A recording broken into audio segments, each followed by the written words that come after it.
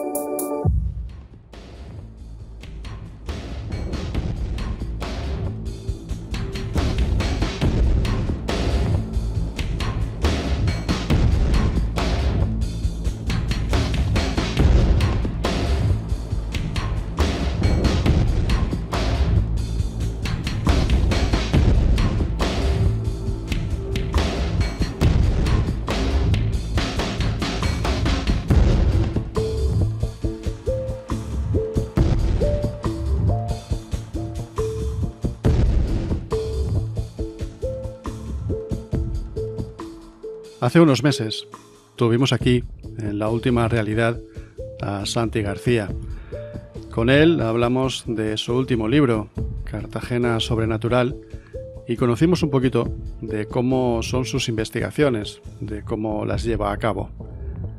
Ya entonces adelanté que Santi iba a ser una de las voces recurrentes en este programa.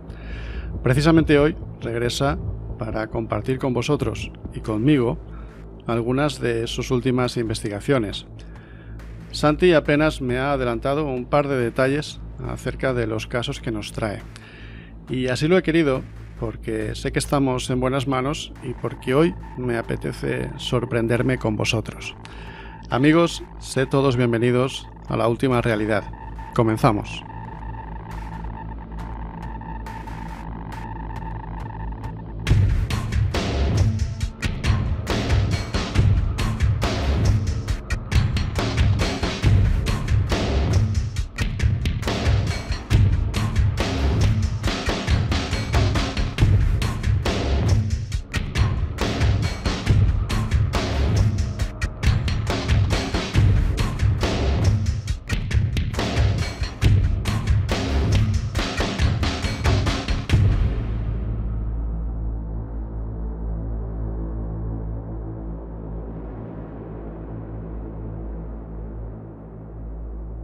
Santi, compañero, bienvenido a tu casa. Muy buenas, Chus. Muchísimas gracias por atenderme de nuevo, por querer compartir conmigo y con la audiencia misterios, enigmas y leyendas ocultas, que tengo mucho y bueno que repartir. Bueno, yo desde ya mismo me voy a poner en tus manos, nos vamos a poner todos en tus manos. Yo siempre he disfrutado mucho con tus trabajos. Estoy seguro de que esta vez no nos vas a decepcionar. Además, los pocos detalles que me has dado prometen, así que directamente cuando quieras comienza a contarnos. Pues vamos a hacer un pequeño viaje a dos ciudades, una será Elche y otra será Cartagena. Todas las historias que os traigo a colación las estoy investigando en la actualidad. Y solamente muy poquita gente conoce estas aventuras o conoce estos datos que voy a compartir en este programa, puesto que o bien ha estado muy cerquita de mí o son verdaderas primicias lo que te voy a traer, querido Chus. Partiendo de la ciudad de Elche, hay una historia muy interesante de la que pues ahora mismo solamente puedo confirmar con documentos y con papeles en la mano la última parte que os voy a contar de esta historia. Nos situamos en la calle Santa Ana, en la ciudad de Elche, en la emblemática y patrimonial ciudad de Elche, en la calle Santana número 22. Para nuestros amigos ilicitanos está muy cerquita, está muy cerquita de esa biblioteca municipal que anteriormente fue un hospital de caridad y anteriormente a eso fue un convento franciscano. Pues bien, en la calle Santana 22 llegaron a mis oídos que se estaban produciendo una serie de sucesos extraños. O sea, la gente que se había adentrado en ese lugar, en ese edificio. Además, son unas casas que están ahora mismo en alquiler, pues no había podido durar más de 3 o 4 meses en su interior. Decían que oían ruidos, voces, arrastrar de muebles, y a lo mejor estábamos hablando de que en momentos muy determinados, por ejemplo, concretamente esto sucedió hace un año aproximadamente, por el mes de julio del 2019, solamente había una vivienda ocupada.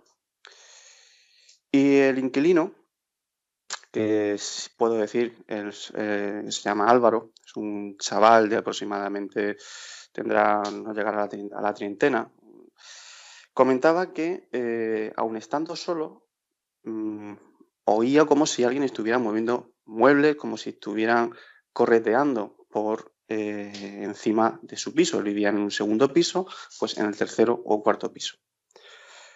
En principio podríamos pensar de que pues, la vivienda había sido ocupada, algo tan de moda pues en estos momentos.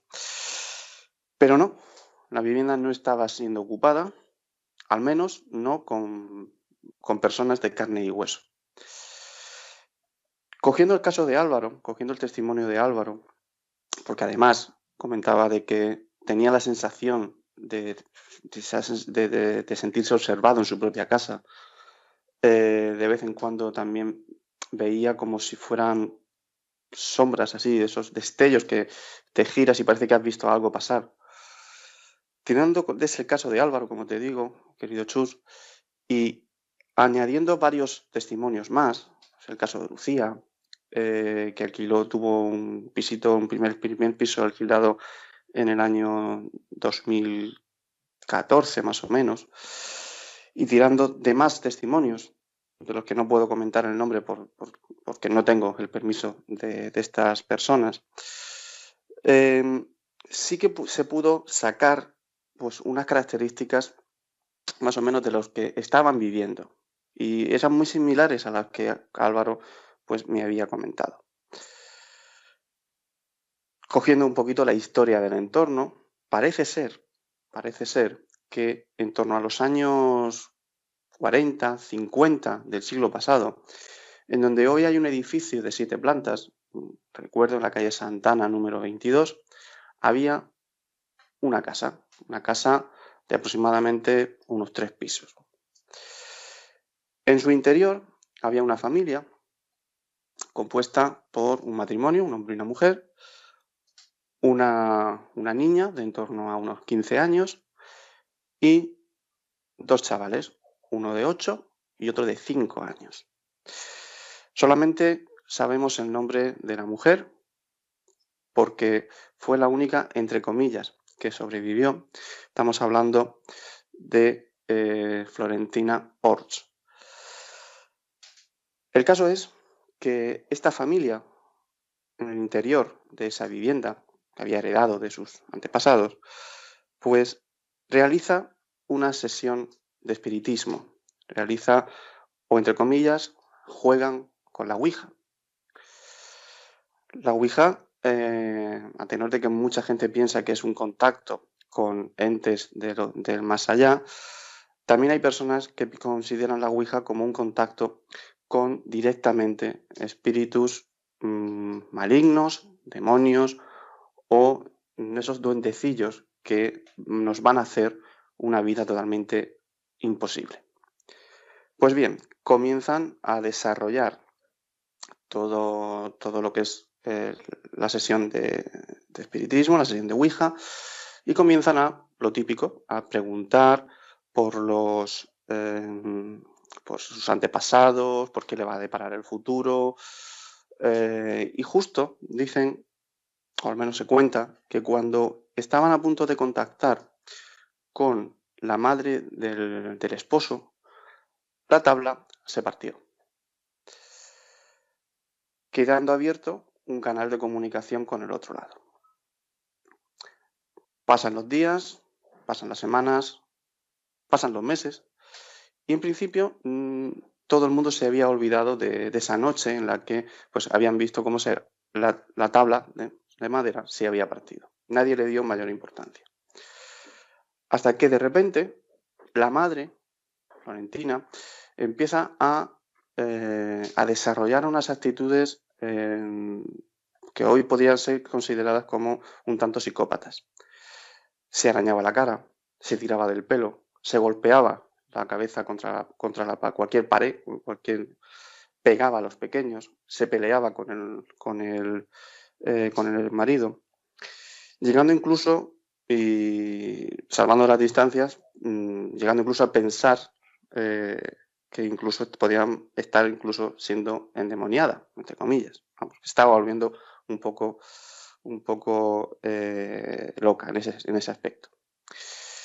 No sabemos si fue a consecuencia de esas influencias del más allá, pero sí que sabemos que asesinó a toda la familia, a los pequeños y al esposo, enterrándolos, mejor dicho, emparedándolos en las paredes de esa vivienda que hoy se sitúa en la calle Santana número 22. A día de hoy, allá por los años 70, 80, cuando ya se estaban haciendo, ya existía el edificio y de vez en cuando había que hacer remodelaciones y reformas, se localizaron varios huesos humanos, tanto en el primer piso, en los primeros pisos, como en la zona de los segundos pisos, que corresponde a lo que se cuenta en esta historia, lo que se cuenta en esta leyenda, que de momento, hasta el instante que os estoy avanzando estos datos, podemos considerarla como una leyenda urbana, salvo por la localización de esos huesos.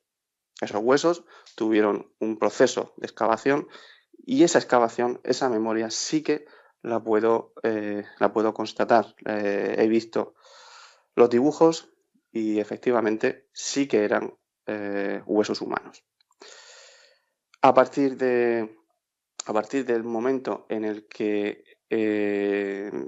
se realiza la nueva construcción del edificio, en tanto los primeros pisos como la segunda planta comienzan a tener este tipo de experiencias que Álvaro nos estaba transmitiendo como a modo de ejemplo.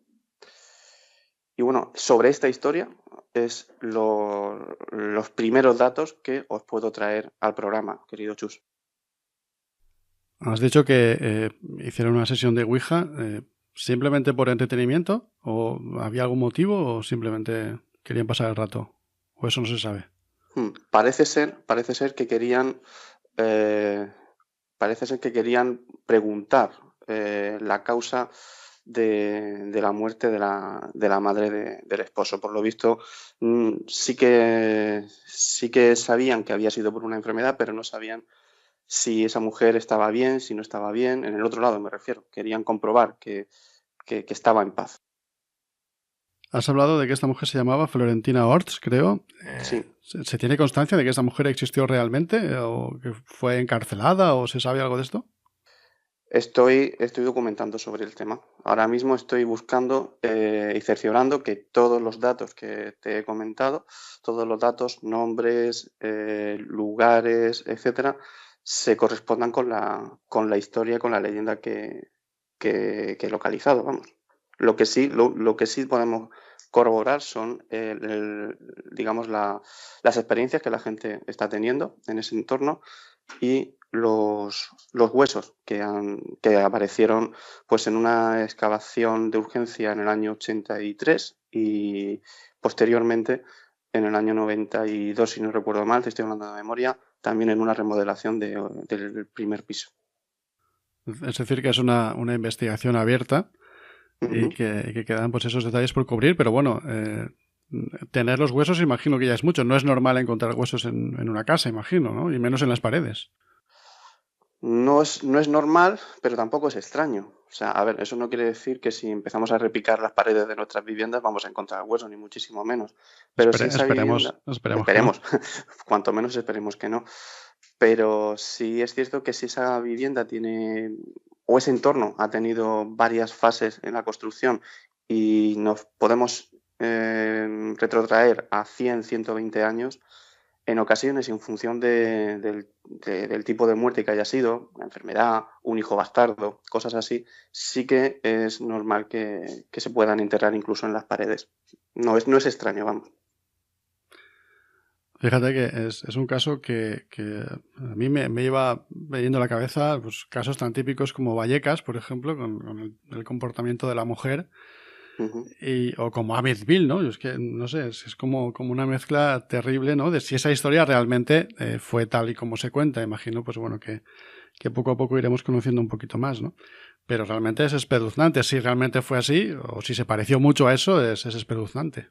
Sí, a mí me recuerda mucho, como bien has dicho, al expediente Vallecas, no tanto en lo que es el caso del endemoniado, pero sí en lo que es al final todo el entorno. Y mucho también me recuerda a Malasaña número 32. Me recuerda también muchísimo, muchísimo esa historia. Por eso también tampoco le daba credibilidad a mí en un principio, puesto que cuando la gente te cuenta este tipo de historias, hay veces que la sugestión habla más por la boca de esa persona que otra cosa. Pero cuando ya veo el hallazgo ya te digo, de los restos humanos, ahí ya mi concepción cambia y, e intento, pues eso, estoy intentando localizar qué sucedió en realidad en esa vivienda, en esa casa. Fíjate que te iba a comentar precisamente eso, ¿no? Que quizá lo que más chirría del caso es que es tal vez demasiado típico, ¿no? Es como que tiene una serie de patrones que son casi de película, ¿no? Que no quiere decir que no sea cierto. Me imagino que como todo, al final habrá detalles que sí que encajarán o que no, o cosas que no podremos saber nunca. ¿En qué punto concreto estás ahora? ¿Qué esperas? ¿Cuál es el siguiente paso que esperas dar? Sí, el siguiente paso es la localización del cuerpo de Florentina, o sea, saber exactamente qué sucedió con esa madre, llámese Florentina o llámese como se llamase al final, pero estoy siguiendo el rastro de esta mujer y todo me lleva al cementerio viejo de Elche, al cementerio Ibel. Todavía me queda una fase larga de estudio, cuanto menos. Tiene que ser apasionante, ¿no? Hacer ese trabajo, pero también tiene que ser tiene que dar un poco de yuyu, ¿no? Es decir, hurgar en estas historias a uno le tiene que dejar un poco, ¿no? Sí, siempre intentas un poco protegerte, ¿no? O sea, intentas ser lo más aséptico posible, eh, siempre manteniendo una metodología en la investigación y tomando los datos como lo que son, datos. Si esos datos luego encajan y concluyen, pues perfecto. Y si no, pues nada, estamos hablando de una leyenda, una leyenda urbana como tantas otras en la ciudad en este caso en la ciudad de Elche. Pero sí también llama mucho la atención de los testimonios de esas personas que han estado más o menos malviviendo en ese entorno, pero también se puede explicar en el sentido de efectivamente, si tienes ahí prácticamente un cementerio, tienes restos humanos, pues algo se ha podido quedar en el ambiente. Ojo, lo interesante es que estas personas no conocían esta historia. O sea, no vienen a mí porque hayan escuchado la historia de que había fantasmas en en la calle Santana 22. Al contrario, vienen a mí o voy yo a ellos en función del caso. El caso de Álvaro vino hacia mí por lo típico saben que investigas estos temas y él me preguntó que qué podía hacer para, entre comillas, ¿Qué tenía que hacer? Seguir en la casa, qué podía ser, de dónde podía venir esas sensaciones que estaba teniendo en su vivienda. Precisamente iba a preguntártelo, pero ya lo has respondido sin preguntártelo, ¿no? Si conocían la historia previa, que siempre se puede argumentar que puede haber cierta sugestión, no pueden estar condicionados, pero ya me dices que no. ¿Ha intervenido algún tipo de sensitivo, medium en el caso o no ha entrado nadie? De momento, que yo sepa, de momento no. No estaría de más alquilar un día, aunque solo fuera un día, cualquiera de estas viviendas y hacer la experiencia allí. Bueno, yo conozco unos cuantos que estarían disponibles y que son gente seria. No sé si hay algún detalle más que quieras añadir sobre este caso o pasamos a otro, no lo sé. No, sobre este caso, más o menos estos son los datos más actuales, de hecho, de esta última semana que os puedo traer a colación con Santana 22. Bueno, pues me queda pedirte, sé que no hace falta, pero que nos vayas informando, ¿no? Que nos vayas teniendo un poco al día de esa investigación. Nos has dejado ahí con la miel en los labios. Uh-huh. Que no sé si un caso como este se puede hablar de miel en los labios o de otras cosas, pero bueno. Estos temas que son muy oscuros, porque bueno, la historia si se confirma, al margen de fantasmas o no fantasmas, es terrible, ¿no? O sea, una mujer que mata a su familia, que además la hace desaparecer, pues bueno. Pues lo dicho, que estaremos atentos y que cualquier cosa pues ya nos vas contando. Además, bueno, eso ya sabes que no hace falta efectivamente que me lo digas, sabes que seréis los primeros en conocerlo. Y además, siendo un crimen de esas características, si ese crimen salió a la luz, aunque solamente fuera un pequeño espaviento, una pequeña noticia, un pequeño testimonio, tenemos por ahí a la amiga y compañera Verónica Cano, que seguro que se suma a este barco de esta aventura sin pensárselo dos veces. Es que es un caso efectivamente que bueno, enviamos un saludo y un abrazo a Verónica, amiga común, en efecto, que tiene, yo te hablaba de llevar a algún sensitivo, pero efectivamente es que tiene diferentes facetas, la puramente pues, asociada a la criminología, si esto se confirma. Puede que a los oyentes les sorprenda, puedan decir, bueno, si esto hubiese pasado de verdad, sería conocido. Tenemos que tener en cuenta que son los años que son, años 60 hablamos, creo, ¿me has dicho? Sí, más o menos. Y también ahora pasa, pero menos porque hoy los medios de comunicación funcionan de un modo distinto, pero este tipo de casos, en esas épocas, si se podían no ocultar, pero que pasaran de perfil, mucho mejor, ¿no? Es una cosa que puede sorprender a los oyentes, pero que era así realmente. Pudo pasar y imagino que se intentó ocultar o que no trascendiera, ¿no?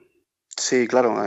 Sobre todo este tipo de cosas que llaman mucho la atención, que casi estamos hablando de personas pseudo poseídas o que a lo mejor simplemente luego le dio una histeria colectiva y acabó con toda su familia pues porque le caía mal. Pues es que la investigación puede variar radicalmente de un lado a otro. Pero todo ese tipo de casos que pueden llegarse a contagiar socialmente hablando, pues normalmente sí que es cierto que se ocultan. Un poquito más adelante, si nos da tiempo, te contaré una cosita en Cartagena, no tan de una época tan reciente, sino estaríamos hablando del siglo XVIII, donde sí se ocultaron una serie de enterramientos e inhumaciones que no se han sabido hasta 200 años después.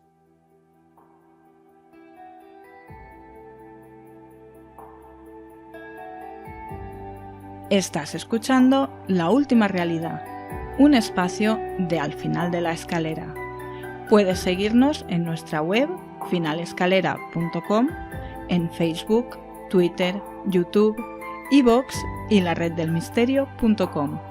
También puedes ponerte en contacto con nosotros a través de la dirección de correo electrónico info@finalescalera.com.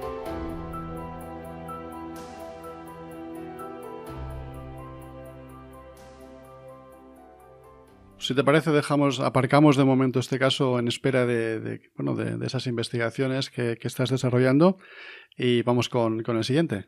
Perfecto. Pues el siguiente es un caso que, entre comillas, está cerrado y que yo lo he denominado caso Catral. Catral está muy cerquita de Elche, si no recuerdo mal, a escasos 20 minutos en coche. Y este caso es muy, muy, muy reciente, tan reciente como que es de junio con N, de este mismo año, del año 2020.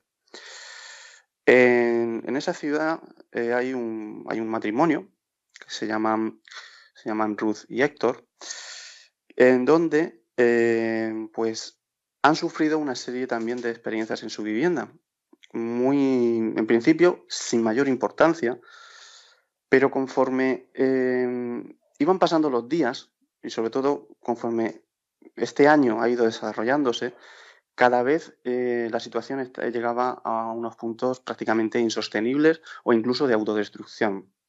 Me explico. Son una pareja que en principio podían discutir como cualquier otra, ¿vale? Pero esas discusiones llegaban a puntos verdaderamente espectaculares.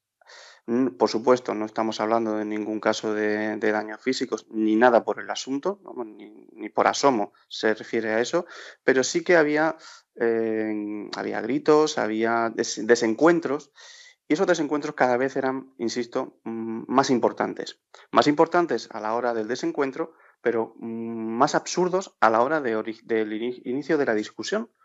Discutían, pues a lo mejor, pues simplemente por el color de una servilleta. O sea, estamos hablando de cosas que en una cabeza normal pues tampoco tendrían motivo de discutir. Y tampoco es esto nada sobrenatural, ni muchísimo menos. Por eso no le daban importancia. Simplemente pues intentaban pues mantener un respeto en la relación y poco más. Lo que sucede es que desde prácticamente mayo hacia acá, comenzaron a tener una serie de pistas en la casa que ya le estaban indicando que algo había ahí dentro. En alguna ocasión, ellos en su casa tiene pues el comedor y pegado al comedor la cocina y una puertecita que conecta con el pasillo. Bueno, pues en más de una ocasión, tanto él como ella, en diferentes momentos y sin estar juntos, tenían la sensación de ver pasar una sombra muy rápida en dirección de la cocina hacia el dormitorio. Le desaparecen cosas como cuchillos. Todos los cuchillos desaparecidos en la cocina y aparecen debajo de la almohada de su habitación. Oyen gritos, oyen voces dentro de la casa. Y lo que termina de asustarlos y de pedir ayuda es que en el comedor tenían un cuadrito de madera con una figura de escayola sobrepuesta. Ese cuadro, de repente, ven como un día de junio, y por eso os comento que el caso es de junio de este mismo año, ven que ese cuadro empieza a moverse él solo como si fuera un péndulo. No hace una circunferencia, sino más o menos un giro pues de aproximadamente no llega a 90 grados. Izquierda, derecha, izquierda, y de repente se queda parado verticalmente y esa figura de escayola era una figura humana, pues esa figura de escayola se parte a la altura del cuello y el cuerpo de esa figura cae al suelo reventándose.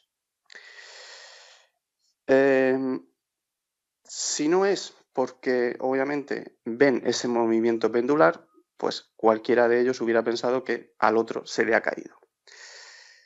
Yo he estado en casa de esta familia y estando en casa de esta familia documentando, se oyó un estruendo, pero un estruendo como si se hubieran caído todos los platos de la cocina. El ruido fue alucinante. Fuimos todos a la cocina, ahí estaban todos los platos en su sitio. Eso me llevó a preguntarles qué más les estaba pasando. Bueno, pues me enseñan lo que es la figurita, cómo quedó la cabeza.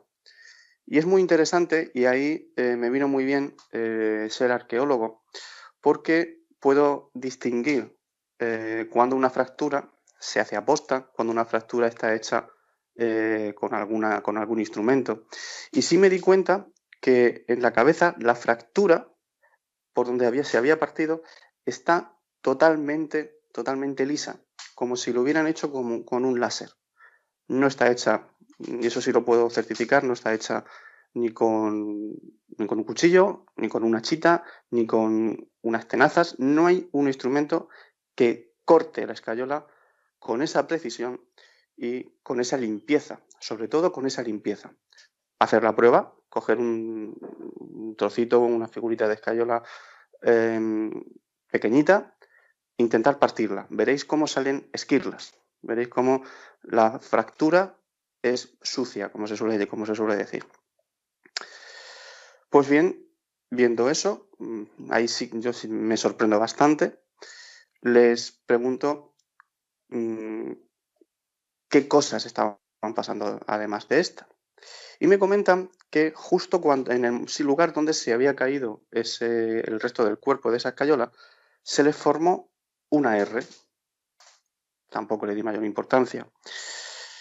Me comentan también que contactaron con una especie de, no de vidente, sino de una especie de sanador.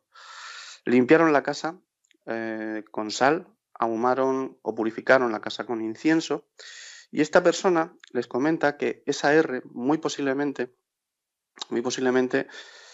se deba a Ramiel, uno de los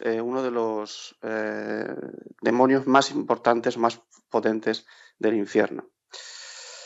Si tiramos de cosmogonía y buscamos Ramiel en internet o en cualquier, o sea, es posible en cualquier libro, mejor que en internet, vamos a encontrar que Ramiel es un demonio que se alimenta de las malas vibraciones y de las malas sensaciones de las personas, de nuestras energías, de nuestra carga negativa, por decirlo de alguna manera. Cuanto peor estemos de energía, cuanto peor estemos de ánimo, más fuerte se hace ese ente. Lo que esta persona les comentó es que conforme ellos empezaban a discutir, este espíritu se nutría de esa discusión, se nutría de sus energías y a su vez los retroalimentaba. De tal manera que de haber seguido en esa línea, ambos prácticamente se hubieran autodestruido vitalmente hablando, energéticamente hablando. A día de hoy, y hasta lo que sé, cada vez que ellos realizan o comienzan una conversación y ven que se está a lo mejor yendo hacia una confrontación o una pequeña discusión, paran radicalmente porque tienen miedo a que si de nuevo este espectro, este espíritu, este ánima, como queramos llamarlo, entra en sus vidas, a lo mejor no se va tan fácilmente de las mismas.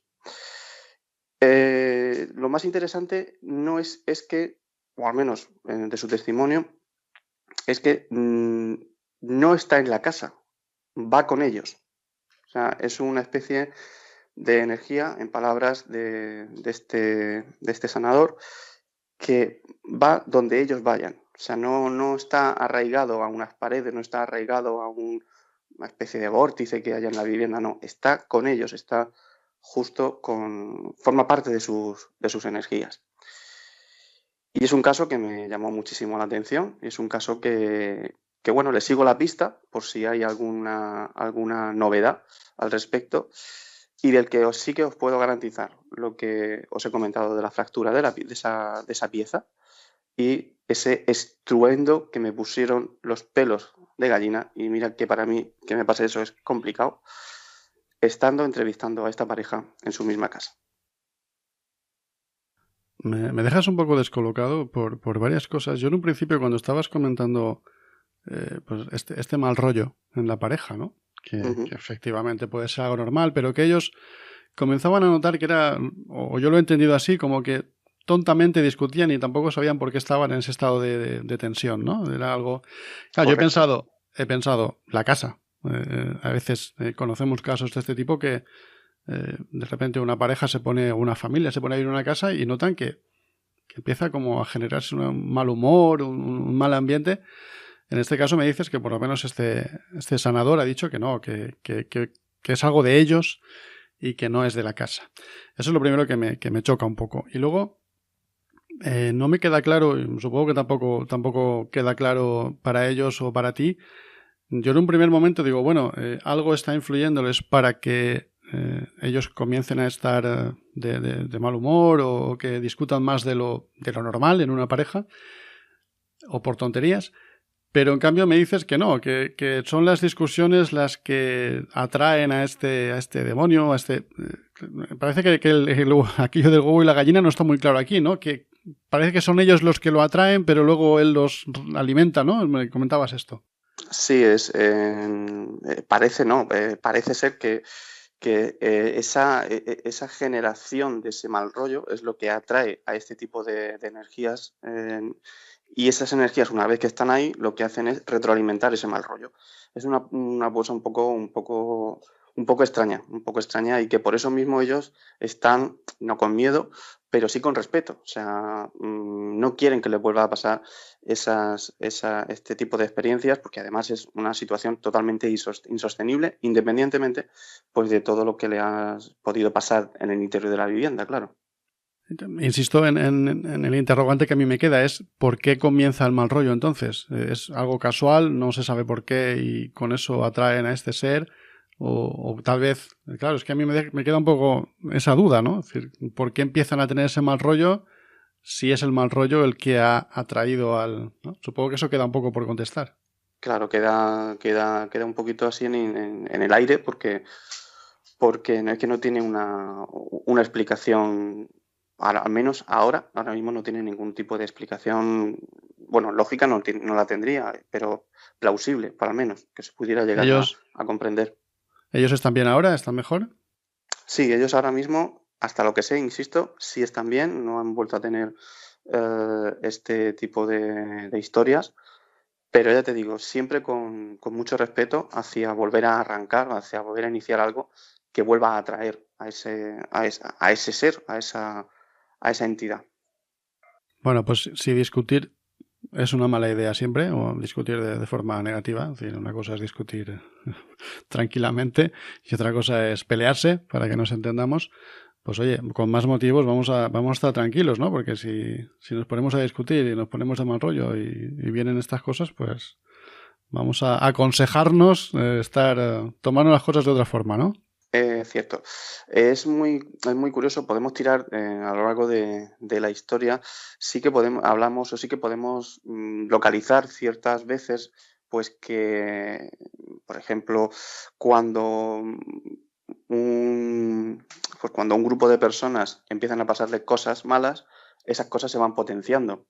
Y exactamente al contrario, cuando te empiezan a pasar cosas buenas, cosas positivas, todo empieza otra vez a ir bien. Es muy curioso, ¿no? No sé si a ti o a nuestros oyentes les habrá pasado eso se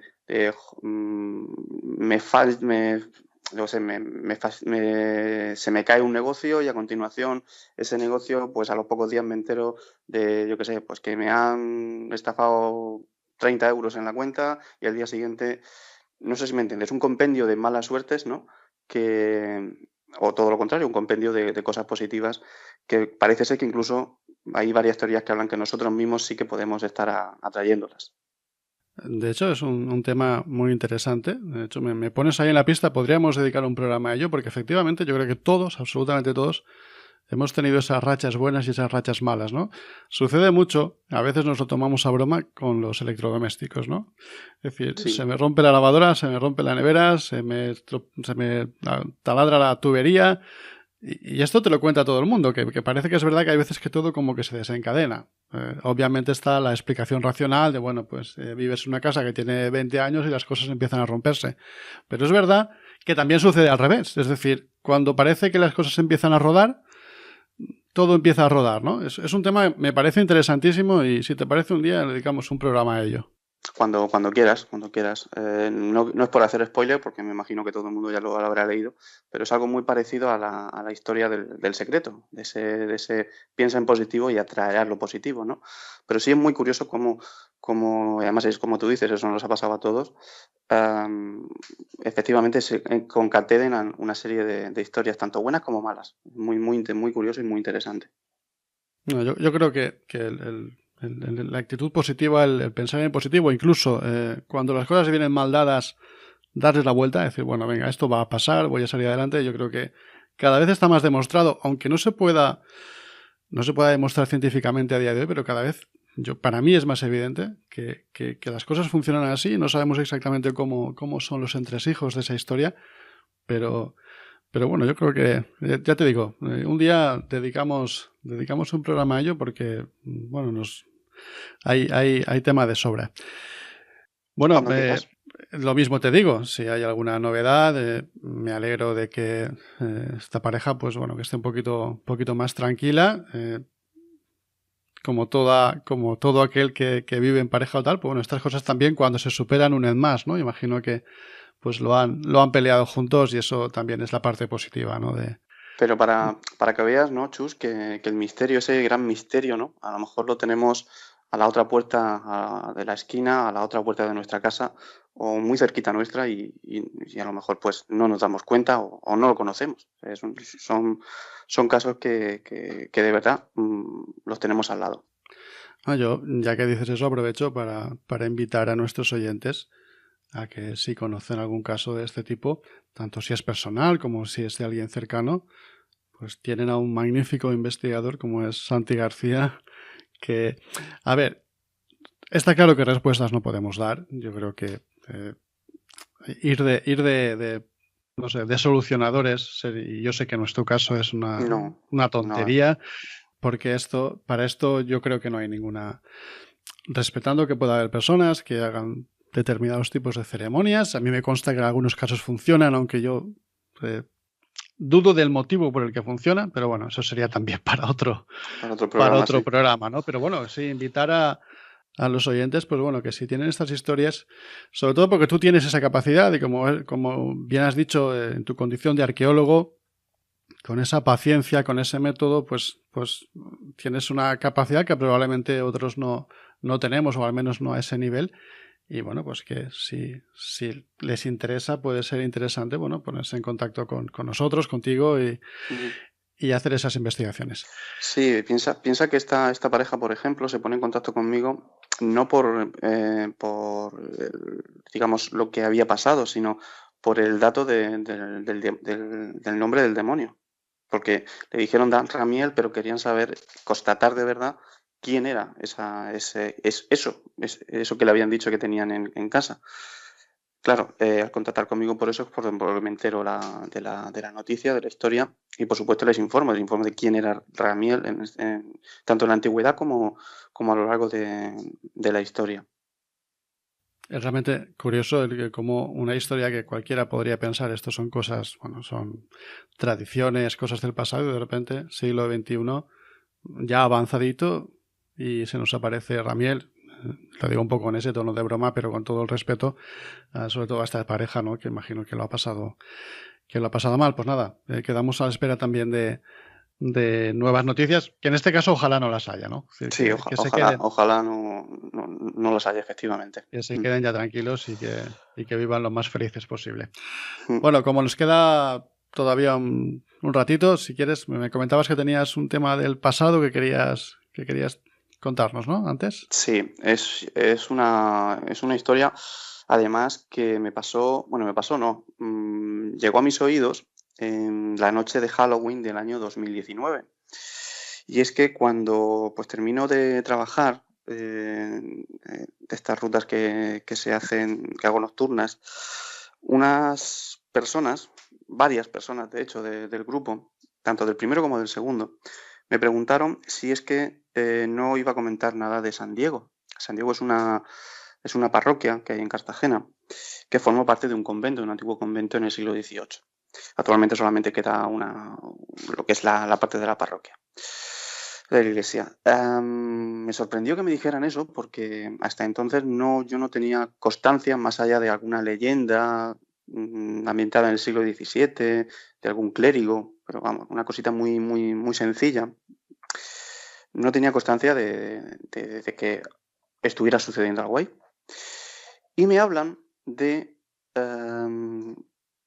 gritos, de lloros, de cánticos de niños en el entorno de esa parroquia, que por la zona en la que me indican está anexa al edificio que anteriormente fue el convento en el siglo XVIII, y sobre todo que veían caras de niños.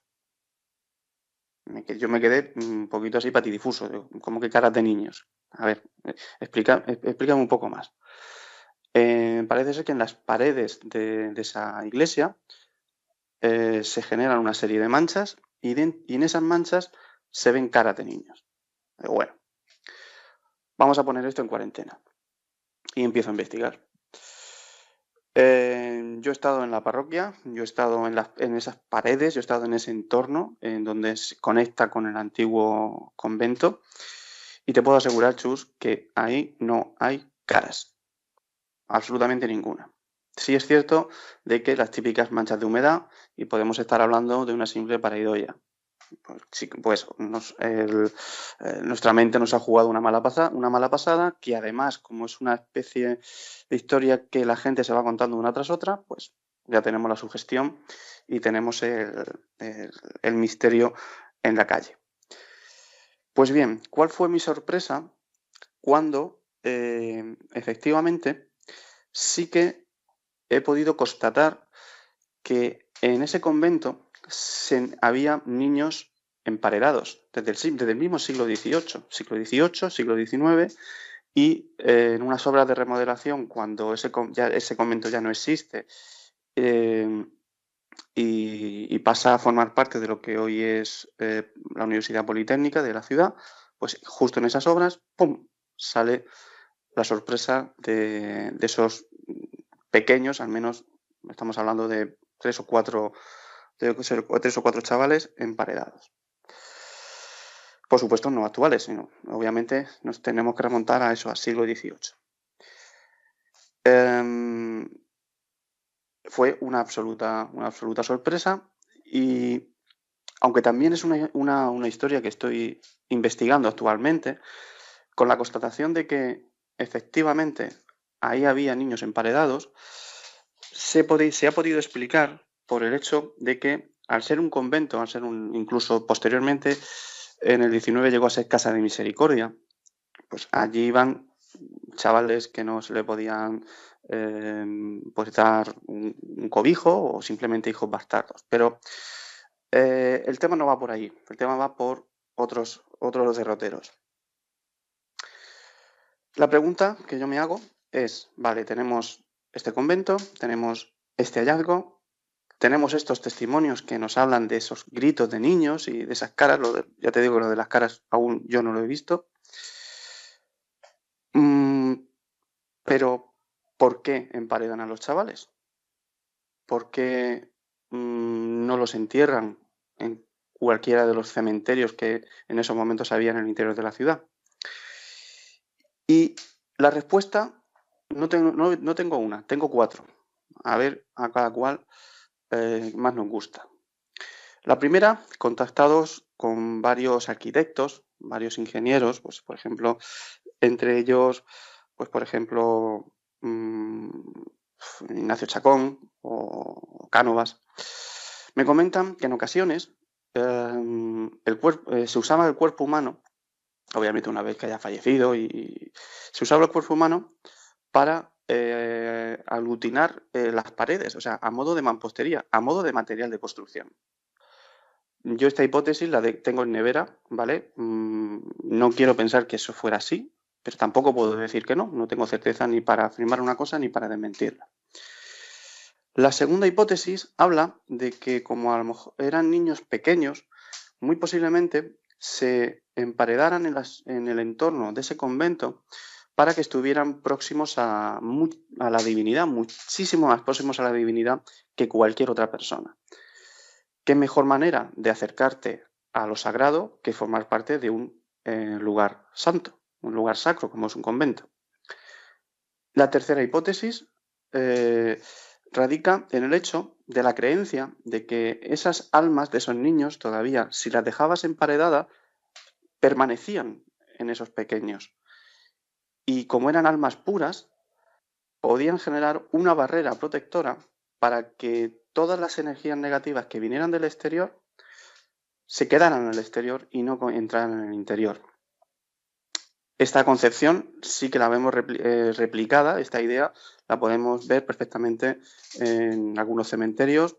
El que más próximo me queda es el de los Remedios, en donde hay panteones con gárgolas para que proteger el interior del panteón de lo que pueda venir del exterior. O sea, esa idea sí que es repetida, al menos en Cartagena.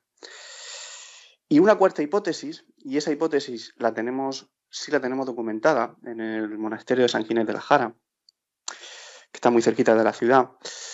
Una cuarta hipótesis habla de que esos niños pudieran ser hijos de la unión entre sacerdotes y monjas, entre clérigos y monjas, entre monjes y monjas del convento y monjas también de, por ejemplo, el convento de la Purísima, que está en el otro extremo de la ciudad, pero andando llegas en 10 minutos. Es muy recurrente pues que la leyenda que habla de que había túneles por debajo de la ciudad para conectar ambos conventos, pero bueno, eso no está demostrado y te aseguro que he estado varias veces debajo de esta ciudad y no hay esos túneles. Pero sí eso sucedía, y eso sí lo tenemos documentado, como digo, en el monasterio de San Ginés de la Jara, es decir, que esos pequeños fueran fruto de la unión, entre comillas, prohibida de dos religiosos, y que por lo tanto no pudiera salir más allá del entorno de ese convento, ni siquiera en vida, puesto que estos niños estarían evocados y enfocados a la vida monacal directamente.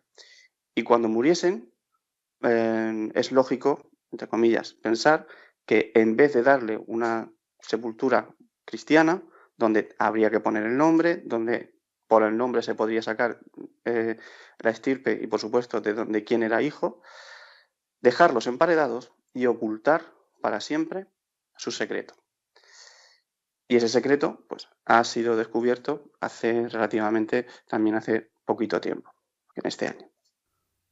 La verdad es que tremendo. Yo me he quedado con un dato y casi seguro que adivinas lo que te voy a comentar y los oyentes también.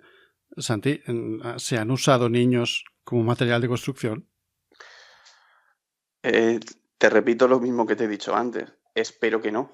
Espero que no, y además es una de las hipótesis que primero he descartado, por eso he seguido preguntando y por eso he seguido viendo qué otras maneras o qué otras explicaciones podían ser plausibles para explicar esos enterramientos, esos emparedamientos de niños.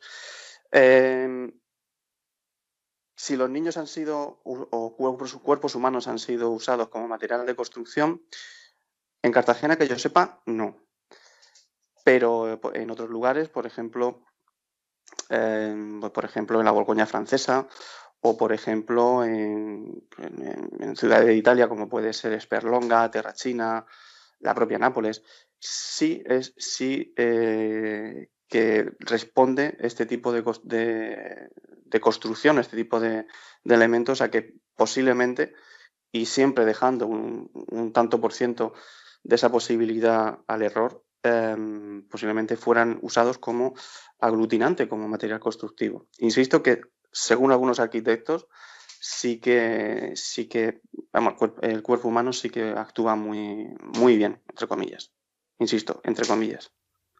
Bueno, lo de que la realidad supera la ficción, hay veces que no la supera, que la machaca directamente, porque yo estoy alucinando.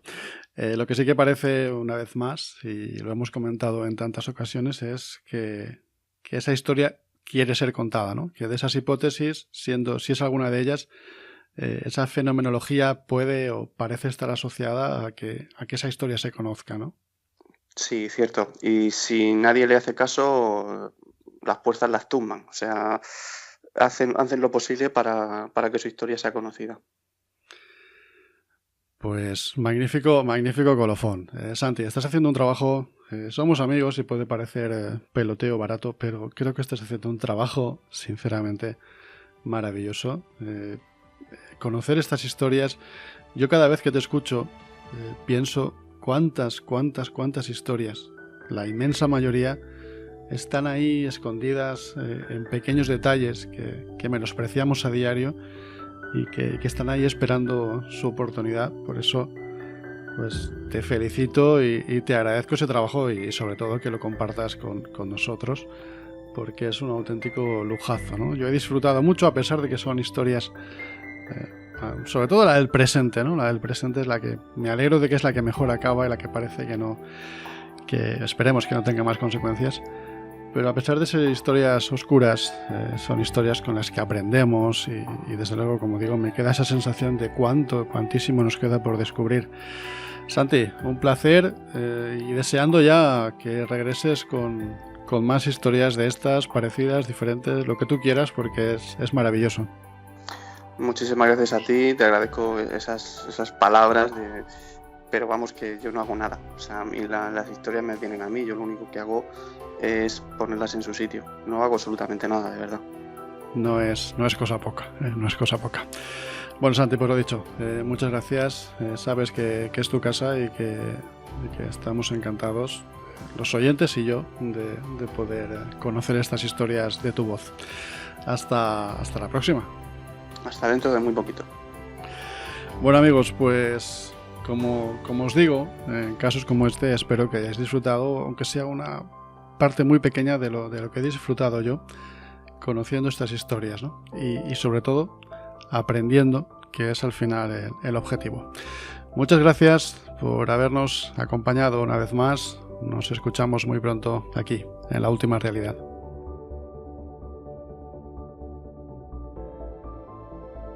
Has escuchado La Última Realidad, un espacio de Al Final de la Escalera. Puedes seguirnos en nuestra web finalescalera.com, en Facebook, Twitter, YouTube, iVoox y la reddelmisterio.com. También puedes ponerte en contacto con nosotros a través de la dirección de correo electrónico info@finalescalera.com.